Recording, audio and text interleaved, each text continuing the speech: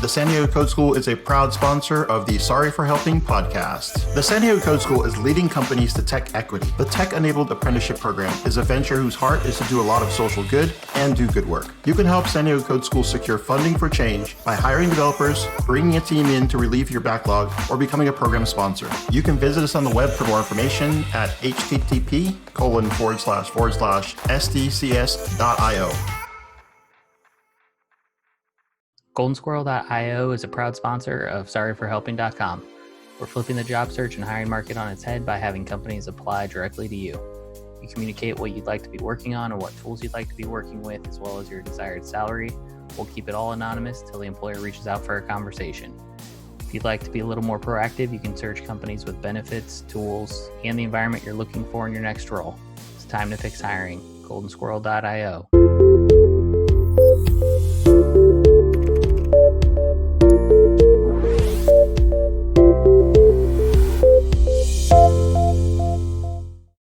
So the thing that I've been actually working on the side project is learning ES6, actually. So that's kind of interesting. So I've actually never done it before because we just use whatever the version before JavaScript, before ES6 is called, every day. And just for fun, guess what way I decided to learn ES6? Just for fun. By learning React? By buying Wes Boss's course on ES6. Oh, man. That is good, though. Wes is a good instructor, so he's got good material out there. Yeah. I'm surprised. I'm surprised you didn't go with front-end masters. Yeah. I kind of am too, honestly. I started with Team Treehouse. I went to Front End Masters, and then I bought Wes Boss Course, and this is the one that I find most enjoyable for me personally for some reason. What is it? What's the difference maker for you? Well, Team Treehouse didn't have any ES6 that I could find. So, And if it was hidden within the content. So no Scratch bueno. that. Yeah. Yep. I gave him $30 for looking though. So, then Front End Masters I have taken before, but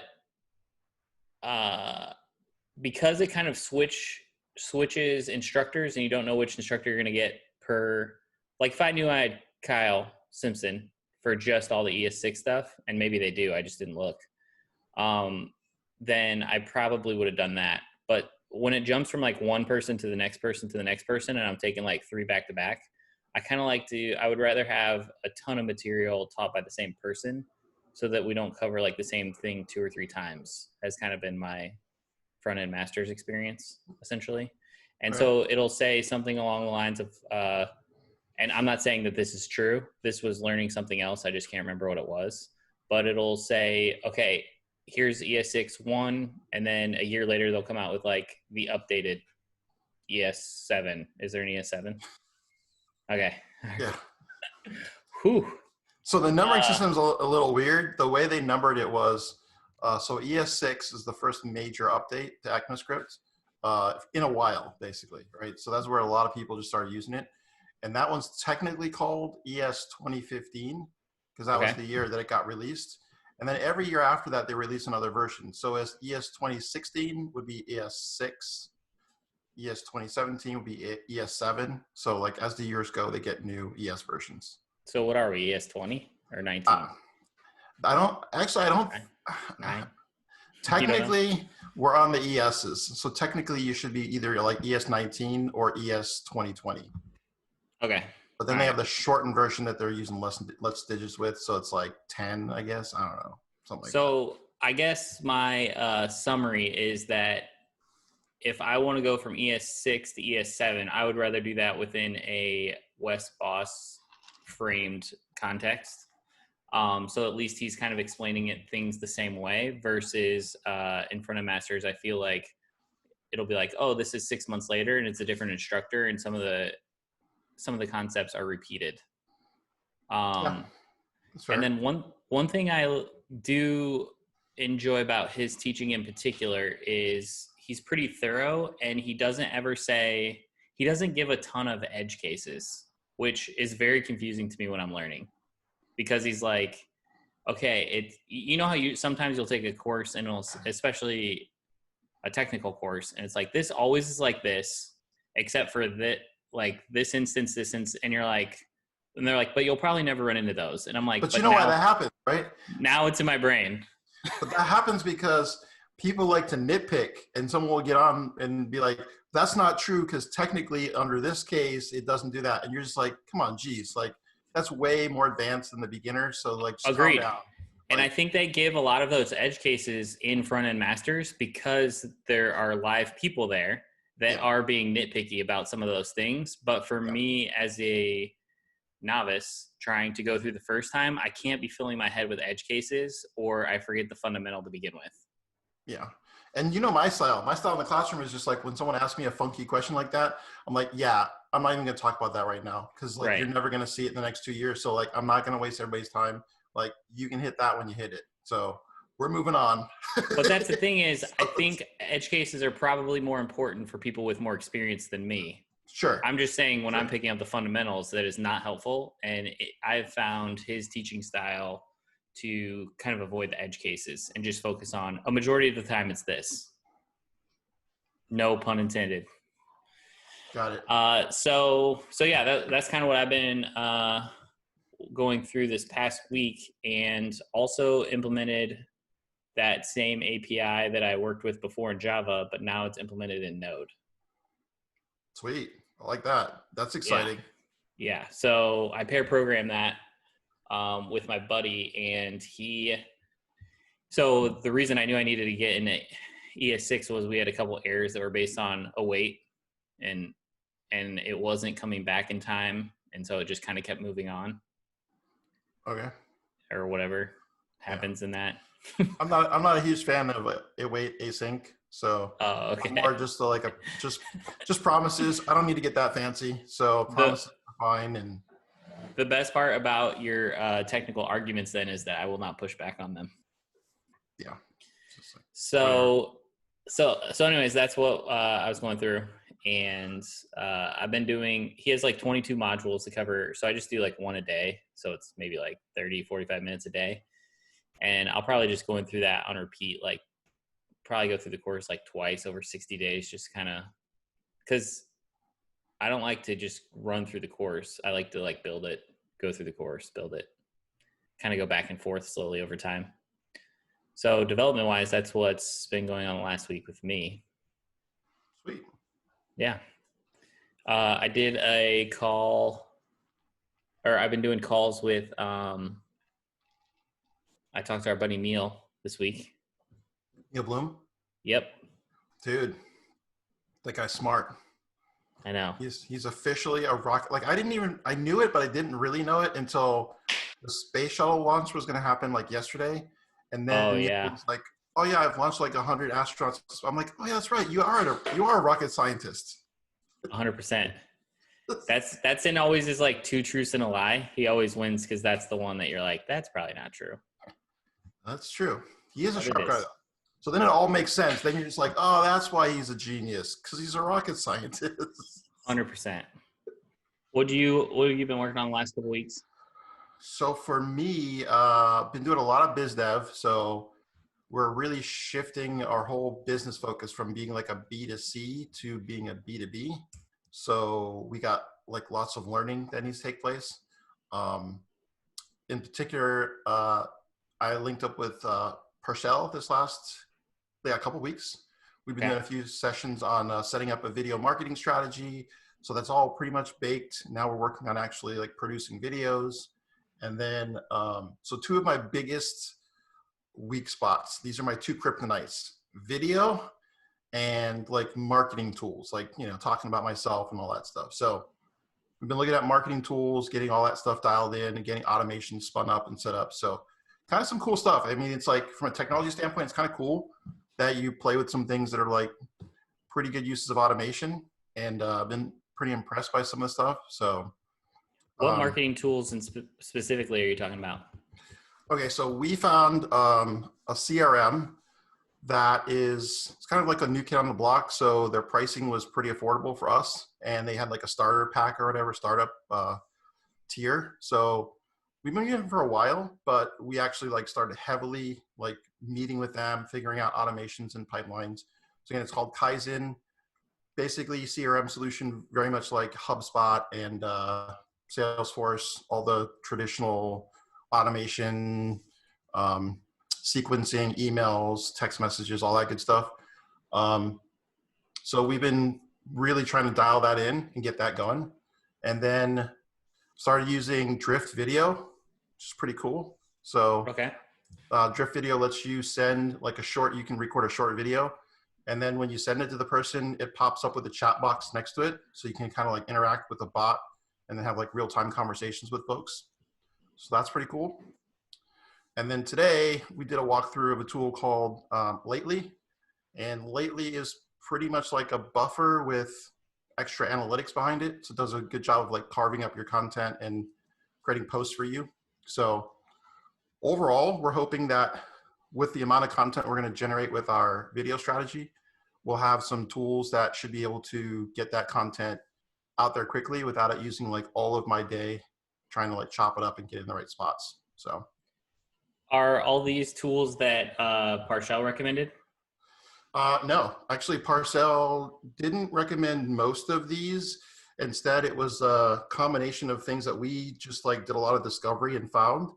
Um, a couple of them were from blogs. A couple of them were from getting retargeted. Probably it's just bopping around and like someone's like, "Oh, you should try this out." Um, but I mean, you know me, I'm pretty technically sophisticated. So the first thing I do is usually tear it apart and see how much value does it actually bring. Is this something that I could build myself? And if it's something we could build, we're probably like, yeah, we're not going to spend that much on this, and unless the tool is like super cheap, it's probably not worth our time and effort. But we've been using sort of the more popular tools for a while. Like we've used HubSpot in the past, we've used Buffer. So we have enough experience to know that like, here are the pain points that we have with those existing tools. So if we can identify one that actually like solves for some of those problems, I'm all for like experimenting and giving it a try. The the CRM is always the hardest one for me. That's why I was trying to look at the pricing on here, because I don't remember the name of it, but Basecamp used to have a really good CRM, but I think they shut it down. So let's just say the pricing is like ridiculous, like super low, and it's not based on the number of like users we have in the system or the number of emails we send out. So like we're in a tier where it basically costs us like next to nothing. And the challenge is that it's a newer startup, so sometimes the email might not get delivered, or something happens, and you're just like, oh come on, man, like not today, They get right? bought by they get bought by Salesforce, and your pricing goes Just through like the shoots roof. through the roof. Yeah. Oh, we own your startup now, by the way. Yeah. I mean, I don't foresee that. I know they're also in the middle of doing like a transition. So they're like revamping some of their tech, and they're going from like Angular on their front end UI to like a React and a new API and stuff. So it's always, when they're trying to manage the end of life of one and like brand new features on another, you've got those edge cases where you're just like, oh, this doesn't really work well, but like we have it in the new platform. So just like it's coming. But I mean, I have zero complaints. It sounds like that's like a terrible endorsement of them, but like we're super happy and doubling down on the efforts we're making to like learn how to use the platform well, and maybe even be partnering with them to help them like, hey, we can help with maybe giving you a portal to train people on using your platform, or we can partner and help people do implementations on the platform. So we are super firm believers that it's a great CRM solution, and it's better than anything else that I've seen out there. So, you know me, I'm never happy with anything, right? So it's like I can find a million holes in just about any product, and it's mostly like price with Salesforce. It's just like ridiculously expensive. So Yeah, Salesforce is rough.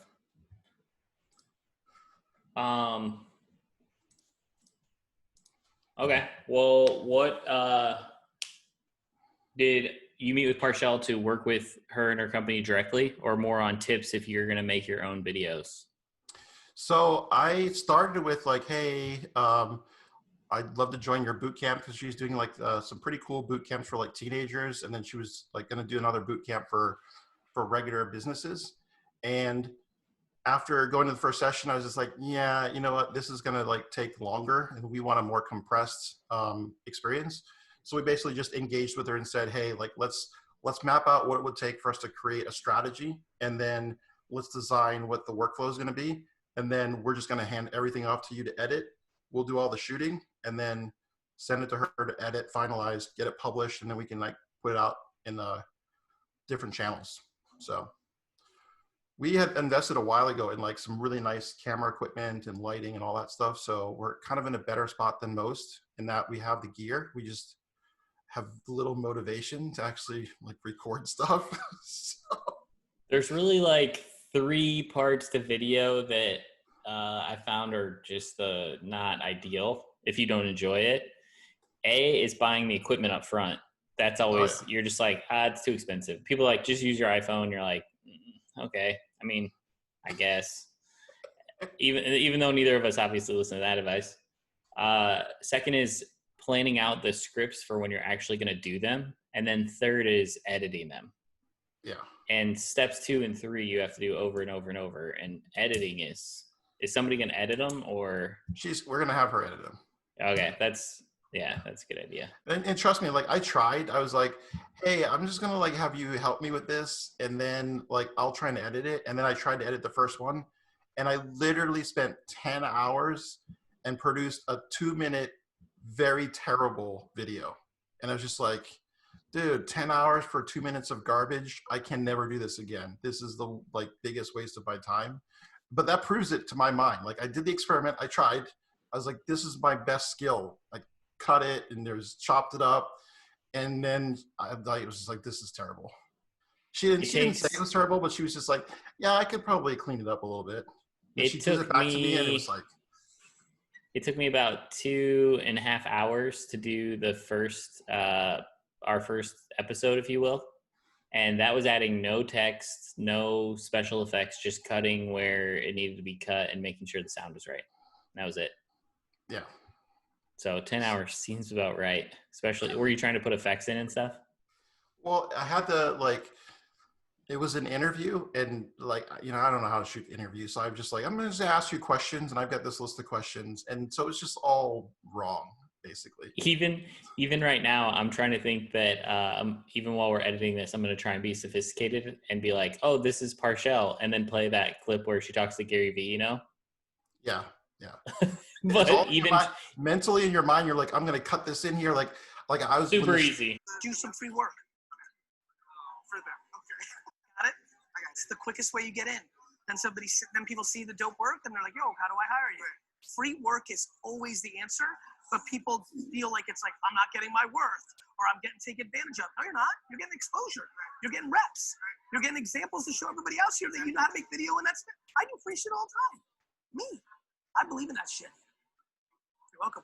I was like, when the student gets to this part of her interview, I'm going to cut to her week 1 video blog and the part where she's having a meltdown in her car about how hard it is and she's never going to get through. And I'm going to do like a record scratch sound, and then it will cut back to her, and then we'll cut back in her like week 12 video. Guess how much of that we got? 0. We got each question in a row, and that was like, it's like the first time you plan out a technical project and they're like, how long for this? And you're like, 3 days. Brutal. But it was good to solidify that, like, okay, because sometimes you feel like, oh man, especially me, I don't know about you, but I feel like when my wife wants to fix something around the house, I'm like, I'm not paying someone to paint that fence. I could paint that fence. And then 6 months later and the fence isn't painted, and I'm just like, okay, fine, I'll hire someone to paint the fence. Yeah. It's like, because it doesn't get done. So yeah, I can at least attempt everything but electrical stuff. Yeah, attempt I'll do, but like I'll paint the first section and I'm just like, oh man, this is terrible. We gotta hire somebody because this painting is not, terrible. Yeah, this is hot. True. I'm thinking through when we went through with Parchelle previously and all the things I learned from that process. I think it was helpful just to have somebody like have to have you break down what it is you're trying to communicate and what is the value proposition, and you know, how do you want to frame the subject matter, like all of those things that I talk about it so much that I take for granted that I have to kind of slow down and break down the process in like very small detailed steps, and then clarify like what the business model is, who the audience is, all those kinds of things. It seems a little bit easier when you're talking to someone in the moment. But we've had challenges with that too. Like moving to this business, the business model, it was brutal trying to explain to people like what it is we're trying to do. One thing I did want to ask you though was, I'm curious, and I know I've asked you this before, I just don't 100% remember the answer, but have you ever bought a course from an individual, either technical or like a marketing course as you go through the stuff? Like I bought from Wes Boss. Have you ever bought an individual course? Oh yeah. I buy courses all the time. Are you being serious? Oh yeah. What? I would have never guessed that. Oh yeah. So I bought a course. So I'll give you the whole story because if he sees this, he'll love it, right? So I watch a lot of The Profit, one of my favorite shows, right? Yeah. So one of the businesses that was on there, his name is it's like Taylor Offer and something else. It was like Taylor and something else. These two dudes that I think they were here in like either San Diego or California, like LA, something like that. And they had a business where they were like social media influencers or marketers. And they had like a company where they made like a lot of money selling socks or something. It was like something small, right? And so I think I saw this. Did they like live in a garage or something? They started their business in their garage or something, but in any event, they were like, we can sell anything. Like that was their thing. It was like, they could just sell anything because they were really good at like getting on Twitter and like capturing people's attention and whatnot. And so I remember Marcus was like, okay, cool. Here's what I want to do. I want to link you up with a couple other businesses that we have. And I want to have you basically help some of the businesses that I've acquired do a better job with their like sales and reaching out to millennials. I definitely saw this episode. Okay. I know what you're talking about. So my favorite part was I only watched like the first half of it, and then I actually reached out to them on LinkedIn because I was like, this is kind of cool. Like these guys are like, they're doing it, right? And so I reached out to them and connected with them, and then I saw he had a course. So like I bought his $100 course, and it was really good information. So I was like, all right, this is definitely worth $100. Like it's a no brainer.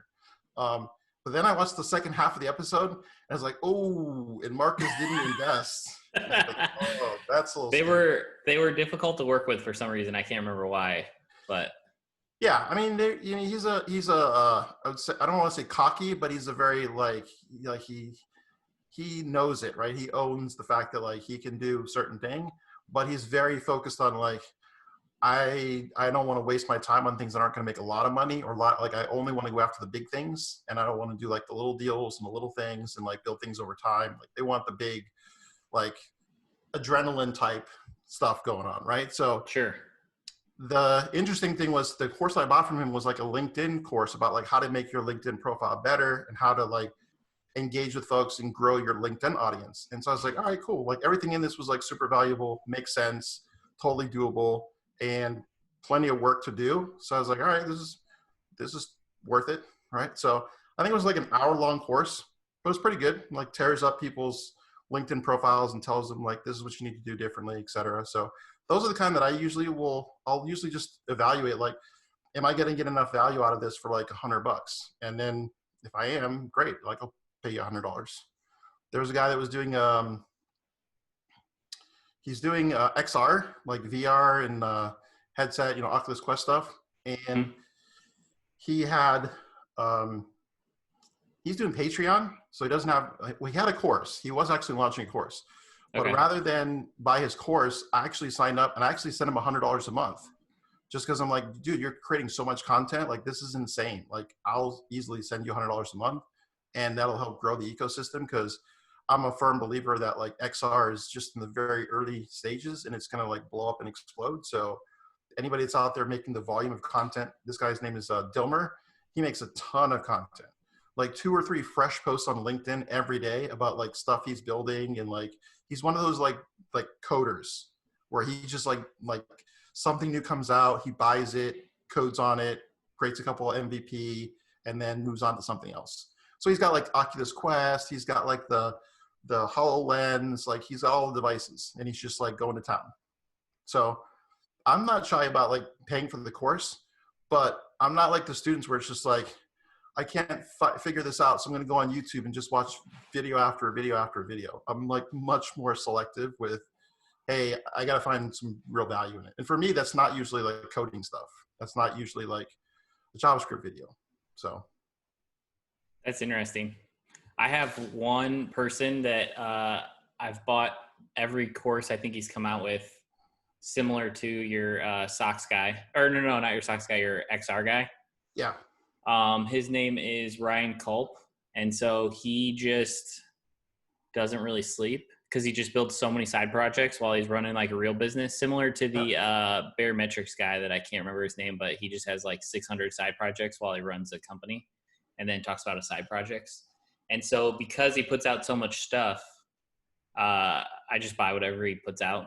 So I've bought a marketing course from him and also a how to buy SaaS companies course. So those were both super interesting. And he's coming out with like a learn how to code one. I don't think I'll probably buy that one, but he's like huge into Ruby, which is fine, and only buys projects that are in Ruby. So, but what's weird is I met him on Twitter or LinkedIn, and I announced, I think when I originally said Origin was closing, he said, I'm sorry to hear that. Why don't we like talk through ideas of how I can help or something like that? I think is how, until then, I think we just follow each other on Twitter, which is weird. So then we did like, then we did like an hour-long call about like all these things I could or couldn't do. I don't think I tried any of them because I was in such a bad headspace. But I just started following his side projects and learning how to code along the way. And now I just kind of buy whatever he does. So that causes me to have two little side tangents. The first is like Twitter. I still cannot understand Twitter. It's just such a like the UI, like I just get lost. I just cannot do Twitter. And also I like to talk a lot. So I think that's also why like I can't be contained by even 240 characters. Like that's not enough. I just can't communicate in that little of a space. Yeah. So that's definitely one. So I have had Twitter. I feel like I have had Twitter since 2010, maybe since 2009. I've had it for a long time. I probably have like 100 tweets total, maybe 200. No more than that. Yeah, but you're a lurker. Yes. You're a consumer of content. Because I'm trying to actually like leverage it to get like a message out. I've wanted to do that, but the rate at which you have to constantly be typing on there makes it feel like you might as well have a blog for the people that have a ton of followers. And then of all the people that get in trouble on various social media platforms, I feel like the amount of people who've gotten in trouble on Twitter is 10x what it is on all the other platforms combined, because it's so like stream of consciousness. And I'm like so paranoid about just saying some stupid thing that I do or don't mean and somebody misinterpreting it, because everybody gets fried. Well, here's the thing. I even like found this myself. Like I posted something on LinkedIn. It wasn't even an original post. It was like it was a repost, right? So I reposted someone's content, and then for a moment I was just like, oh, that's cool. And then I was like, oh man, this isn't Twitter. Like I can't repost that. Like that's not a repostable thing. Right? So I didn't delete it because I was just like, nah, it's out there. Like I'm not gonna take it back. But I was like, that's not like I try to stay very, very like neutral on politics, on race, on all of that on LinkedIn. I try and keep it super professional. But on Twitter, I will retweet the heck out of stuff. I'll be like, I mean, I don't go all in, all crazy, like I hate 45, but I will post something that like means something. When I see a post and I'm just like, oh, that's terrible, then I might retweet that, right? So in my mind, Twitter is like a safe zone where people have to know when you're on my Twitter account, that's my personal Twitter account. Those are my immediate thought, like expression type deal. And LinkedIn is like, no, this is my business. Like this is a separate thing. And so for me, to your point, I think it's too much work, but I'm also wondering like, once I get LinkedIn, because everybody says like you're supposed to do one social channel first. I don't know. Is that true? You're supposed to only do one at a time? I mean, I don't know. I kind of like the LinkedIn deal because it doesn't feel so needy. Okay, but answer the question. The question is, can you grow your Twitter at the same time as LinkedIn, or should you focus on one channel first and get an audience or whatever, and then sort of like pivot to the other one and focus on that one for a little while? Like, do you have like a philosophy? Uh, no. I've heard enough people say you should just focus on one. Yeah, But that's the what I heard. problem is I have so much ADD that I'm like, I focus on each one for a week at a time. And so all collectively, I probably have like 500 followers on all of my accounts combined. Yeah.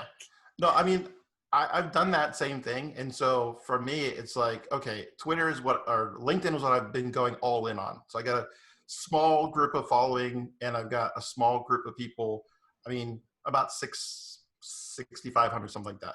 And I still feel bad that that one time I asked Justin was like, how many people you got in your network? And I was like, I don't know, like 2,500 or something.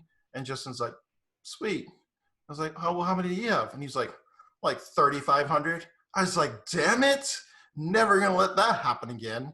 And so I've been like on a personal mission since then to constantly like be growing my network. But I've gotten more serious now that I have a business reason to like develop the B2B connections and things like that. The Twitter, I'm seriously wondering though, do I need a Twitter coach? Is this something that I will have to do and I will have to get better at? Or is it just something like, nope, at some point I'm gonna hire a marketing department and they are just gonna like handle the Twitter and it'll be something I will never have to learn, never have to do. I don't Yes, know. you never I have to mean, do Twitter. but I'm not trying to raise either. So it's like, I don't really need to be in that whole like VC network of like, The, yeah. So, okay. Well, this is help. So for me, LinkedIn has been the one thing that I focused on, but I didn't do it on purpose. I only became a CEO of a company and started to meet people that care a lot about LinkedIn because we were going and meeting with so many employers and I had so many people add me that during origin days, I would probably have, I don't know, 7 to 10 people add me per day. I mean, I just had so many and I just accepted all of them yeah, because I don't know, why not?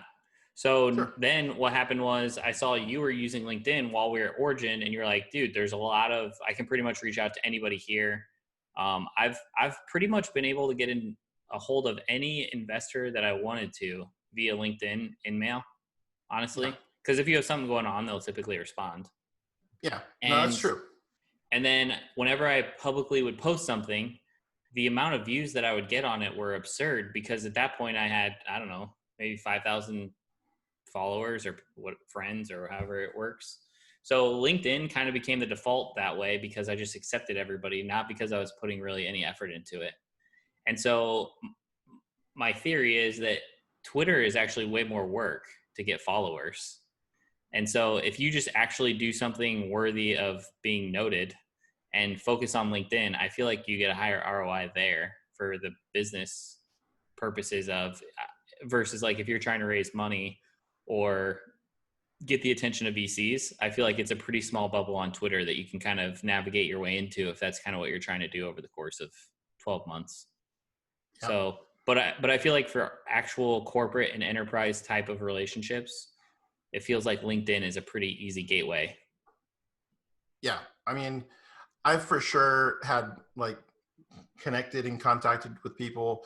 I just remember the day I was sitting across and having lunch with Gary Ridge of WD40, and I was Mm-hmm. just like, "There's no reason for me to even be here right now. Like, why is Gary Ridge sitting here talking to me and like helping me out the like understand culture and I got some like massive nuggets from that conversation that I was just like, okay, I would have never processed that way if I hadn't had an interaction or like read it in a book written by him. Like it would have been hard for me to pick that up. So it was super valuable. But like without LinkedIn being the way to connect with him, there's no way that would have ever happened, right? Because we're never in the same spot. Like we're What never. were your takeaways from that? Is he just the CEO there, or did he help start it, or somebody in his family did, or No, so Gary, I don't know anything. he's pretty well known as like a TEDx type like thought leader around culture, company culture. And WD does a pretty good job of like having this like tribe mentality that everybody belongs to sort of like a community. And their values are really important. So a couple takeaways I still have like to this day from that conversation. The first is I was talking about like, hey, how do we get our students to have more of this tribe like culture and get them to like really embrace the experience that they're going through and like be one with like the organization, kind of like you want people to feel like they went to San Diego State or they went to Clemson, right? You want that like vibe. And he was like, oh, and this is like, he thought about it for a second. He's like, oh, your problem is your folks are transient. And I'm like, what are you talking about? It's like, yeah, they don't have that because they're transient. They just come in, they're with you for like 12 to 16 weeks, and then they leave. And this is like, this is true, right? And so we always think about it as like, it's very transactional. So we had that first part of thinking about it is like, well, the students think of it as transactional. And we always think of it as like, no, this is just the beginning of your career. We're going to be here when you graduate. Like, you're going to come back, you're going to ask us questions. Like, there's going to be this long relationship. But the students often don't see it that way. They see it like as soon as they work so hard to get that first job. As soon as they get the first job, they're just like, wee, right? And they just like run off. And even when we tried experiments that's trying to help them like afterwards and say, hey, we can like help you with the onboarding process and give you support. They're like, nah, I'm cool. I got this, right? And so they're so heads down that they have that transient mentality that they're not like, hey, like I went to this program and like, I'm part of this like lifelong family, like USC, right? Like that's, everybody knows the USC network, right? If you went to USC, you're lifelong USC. Like it just is what it is. So he picked up super fast though. I was like, so, how to like, I described just a tiny piece of that. Like, how do you inject a culture and get everyone to sort of like buy in and really like process it and whatnot? He's like, oh yeah, they're transient. Yeah, that's not gonna happen. I was like, oh, all right. Cool. So he didn't say it wasn't going to happen, but it was to that effect. It was just like, yeah, you got to think about it differently. You got to think about it as like, they're only with you for a short period of time. The other was he talked like WD40. The first thing you usually think of when you think of WD40 is like, oh man, they get that secret formula. And like, they're screwed if anybody ever like copies that formula, because then you're just like done. Like there could be a knockoff and like, that's it. They're done. They're over. Right. And he was just like, it's like, a lot of people think that like the formula is the big thing, but he's like, the formula was like the 40th one. Like we had a whole bunch of other ones. And like the big difference and like why WD40 is the company that it is because of the culture, because of the people that work there. Right. And because the people, love the product and they love building lifelong memories, which is like the company's thing. They don't create like solutions for squeaky wheels. They create lifelong memories, positive memories. And so it was just it's just an aha moment when he was like, it's not about like someone could discover the formula, but that's not going to take us out of business. They can't replicate our culture. And once I put those two together, it's like, okay, we got this transient group of people, so we can't just apply the same kinds of like process or solutions. And if you want to be known as a company that like creates or builds this culture, you have to fix that gap. You have to figure out how do you create that within a population of people that are only going to be with you for a short period of time, or get them to not think that way and get them to not think about it being a transient experience. And instead think about joining and belonging to a tribe over a much longer period of time. So brilliant conversation, but I didn't earn it. Like I didn't feel like I deserved to be there. I felt like I had gamed the system by connecting with him on LinkedIn and creating an opportunity for me to actually meet him, sit down, talk to him, and get like professional coaching from like one of the best coaches on the face of the earth about company culture. If that makes sense. Yeah, no, I have a couple similar stories of being able to reach out to people that I had no business talking to because I hit them up on LinkedIn and asked 2 or 3 very specific questions that would be very helpful for me. And then they would all respond with like, call me real quick and give me their phone number. And it's then amazing. I was, yeah. And so it was, yeah, it's wild. I'm curious with WD40, what does their tech team look like? Or did you guys talk about like any tech issues they have, or they don't have one of those? Not really. So I was amazed at the fact that they have They have some sales it was just interesting, right? It's just an interesting company.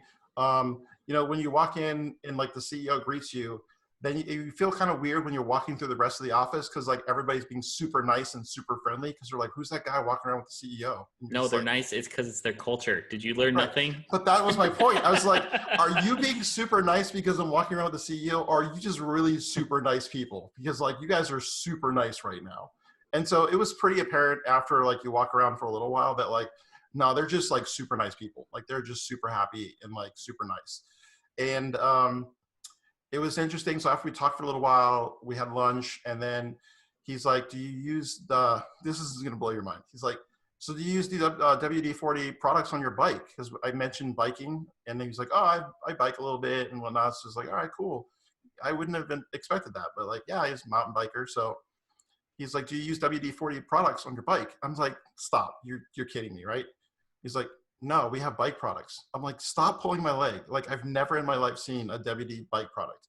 He's like, that's probably because you don't order them directly from like you got to go to like a WD-40 website, right? Or you got to know to like go order it because they don't do like a lot of advertising, and they don't put in the bike shops. And so I was like, well, how come you don't put in the bike shops? Like, this is just weird, right?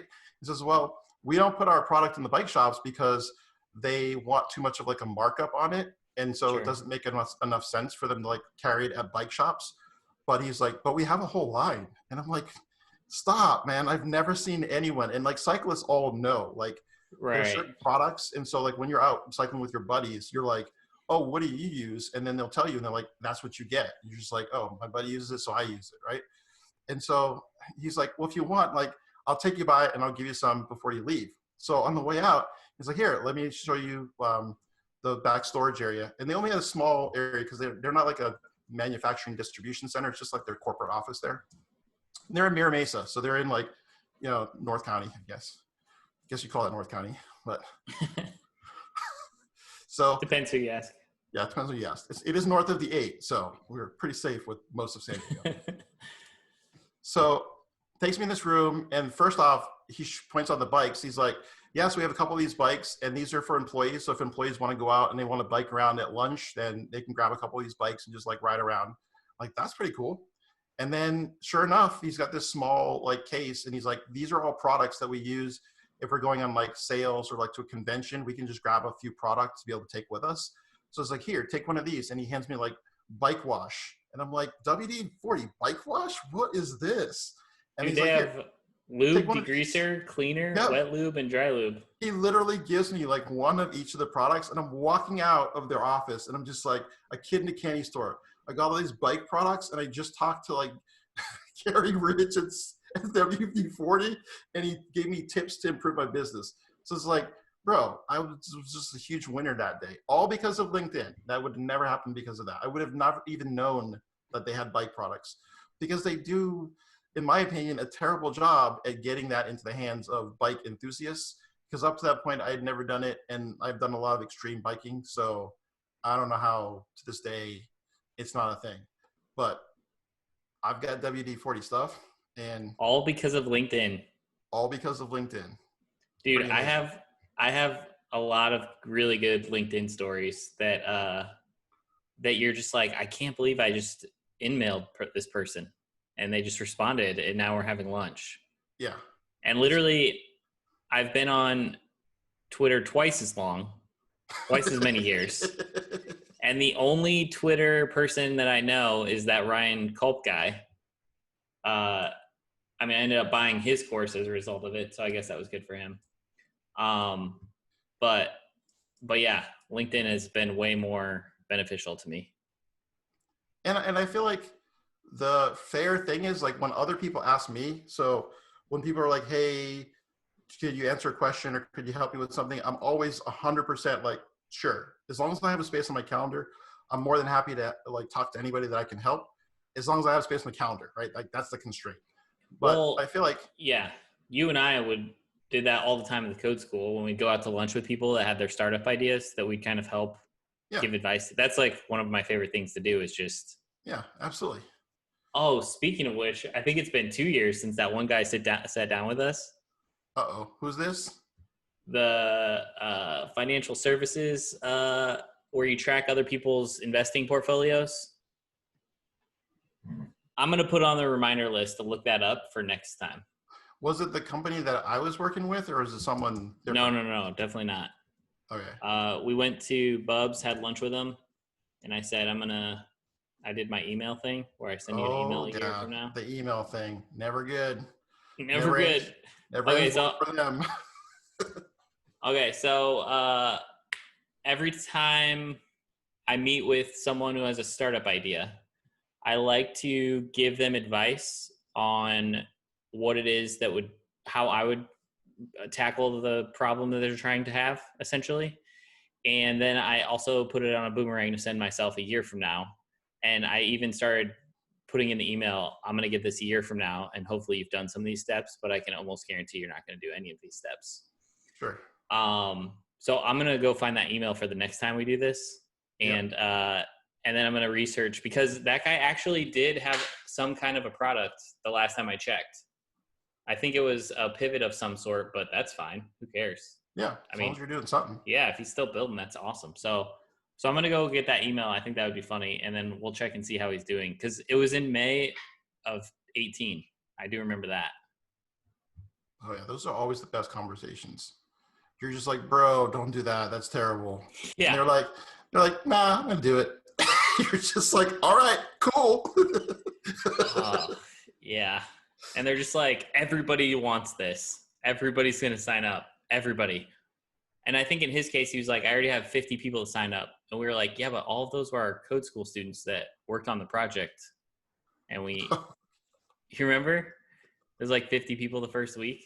Oh, man. All right. I want to check on that because I'm super curious how that's going. But to your point, I don't think I ever say no if somebody needs help and they have, beyond the obvious, like, what do I do how do I get started? And you're like, that's not a helpful question to ask. Sure. I don't get a lot of those. Usually when people approach, they usually have a pretty good, like they're in a terrible situation with the developer and they're just like, I need help. I'm like, oh man, this is gonna be rough, bro. And then you just lay out their options and kind of help them out. But I always feel like that's like the best way I can help get back to the ecosystem right now and then in the future. So shout out to Gary Ridge if this makes it on the final, because it was very insightful. And he's probably like, who is that dude? And what did I actually meet with him? Yeah. Free plug of his bike products. Did you like them? Actually, do you still buy them? That's probably a better question. I'm sure you like them. I actually have not tried many of them, but it's not his fault. That's my laziness as a bike owner. It's not at the bike shop. Because no, I'm not that picky. Here's my thing. I am like the most abusive person to my cycle. Like I don't wash it. I don't grease the chain. If it starts making noise, I literally just take it to the bike shop and I'm like, here's $300. Just give it a tune-up. And it's so expensive. Like I pay more in tune-ups on the bike than most people pay for bikes. But or tune-ups in their car, it sounds like. Yeah, but I'm just not. Yeah, it costs like $300 for like a major overhaul. So yeah, it's nothing nice. And I'm just, me, I'm just not a very like, hey, let's go out in the front yard and wash the bike kind of dude. But I love riding with guys that do. Like as soon as they're done riding, they're like, I'm going to go home and I'm going to like wash my bike and put the chain degreaser on it. So it's just like not going to happen. The most maintenance I'll do is if I get a flat tire, I'll fix the flat tire. But that's it. I don't patch tubes. I just buy new ones. So it's just terrible, bro. But I'm spoiled in that way. So okay. What can I say? I think next time we should kind of walk through maybe the problems we're trying to solve or the businesses we're trying to start. Okay. Because I have some questions for you that I think would be helpful to ask. Okay. So in terms of like how many more, when we're going to start, like what are your thought processes there in terms of like, I just want to do it every other week through the month of June and then start releasing them. Cause by then we'll have like 4 or 5. Okay. And then once we have 4 or 5, kind of coordinate with you on like, do we want to release them every other week as we're recording them? Or do we want to do more often than that, but I feel like every other week's a pretty good. And then we have like 4 or 5 banked in case we miss a week or two. Yeah. Well, You know what I mean? I'm feeling like this is the worst it could get. Man, we're in the middle of like a pandemic. So if it gets worse than this, I don't know, bro. Dude, I'm down to like one hat, and I don't know if you could tell, but my dog has chewed on it to the point that like I'm almost down to 0 hats. So, it is man. what it is, I guess. So that sounds like a good plan through June. And then I'm going to probably start doing some other kind of like an interview / I don't know if I want to call it a podcast, but more like on the sneak tip interviewing people because I really want to connect with them. So that whole deal. And that'll probably start happening. Just invite them to this thing. We can, but I don't want to like bogart it. They're going to mostly be like diversity and inclusion and like hire more apprentices type conversations. So maybe we can, if there's an interesting one, if I get a hold of somebody, I'll give them the option. But so one of the things that I've been thinking about recently, because as you know, even my side project doesn't have like a definitive roadmap or like value proposition at the moment, where it's kind of like in flux. I just know in general, I want to help people get hired quicker and it'd be more enjoyable. So I don't know if you saw or not, but I kind of wanted to reach out to Kyle Simpson to see what I'm the most curious of from his perspective. Is he kind of had a tweet thread this week, because, I consume on Twitter, but don't post anything, about how he wants the dynamic to shift between people posting for jobs or how does he want it? He wants basically, instead of people selling to companies, he wants companies to sell to developers, essentially, and kind of do like a reverse resume portion. And so I'm a little bit less curious about what he thinks that looks like, because he pointed out some obvious flaws with that. There's going to be like some sort of courtship, regardless of which way, who's showing off to who. But what I'm the most curious of from his perspective is he obviously doesn't like the hiring process because he doesn't want to go through it personally. And so I'm curious, what would the perfect hiring process look like, or would it depend on the position? And I'm curious what his thoughts are on that overall process, and how our thoughts would differ. So I'm curious if you get him on an episode. Oh, I think we can. But I'd be more happy to have that conversation and like see what his thoughts are on that. I would be just as curious.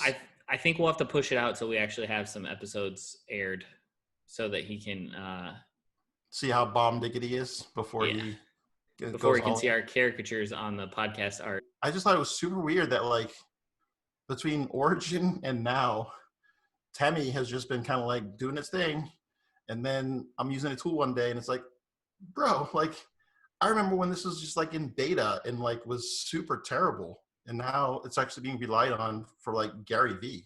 Like that's insane. It is insane. Insane. All right, okay. That was my update. That was my cool like flashback moment when I was like, I think I know this product. What is this? That is super weird when that happens. You know what my version of that was for a while I was looking at for a while I was looking at buying a company that had like an existing SaaS product for like 10 or 15 or 20 grand or something, and then just growing it, trying to figure out how to duplicate that process over time. And so I've been looking at all these platforms, and one of them is called, I think, MicroAcquire, I think is what it's called. Let me make sure that's right. And so I saw it on, yeah, it is. So I saw it on Product Hunt, and I was like, oh, MicroAcquire. Clicked on it. It was a platform that kind of shows companies that are for sale. They're definitely more than 10 or 15,000, it looks like, for the average deal. And then I saw it was started by the same guy that started, he was in the San Diego Tribune or something like that, or the Business Journal back when we were at Origin, for moving his company from San Francisco to San Diego, where they used to do, like if a gym wanted an app, he would make the gym an app, but it was kind of like a template, basically. Okay. One of those, and it was called like 100 apps or multiple apps or many apps, and I think he sold it. I don't remember. And so then that's the guy whose face popped up, and I was like, oh man, this guy started this down in San Diego, down in that building that Origin was first in. That's crazy. And so that was another one of those that was weird because saw it on Product Hunt, and I was like, hey, I know that I know guy. that guy. He was in our building.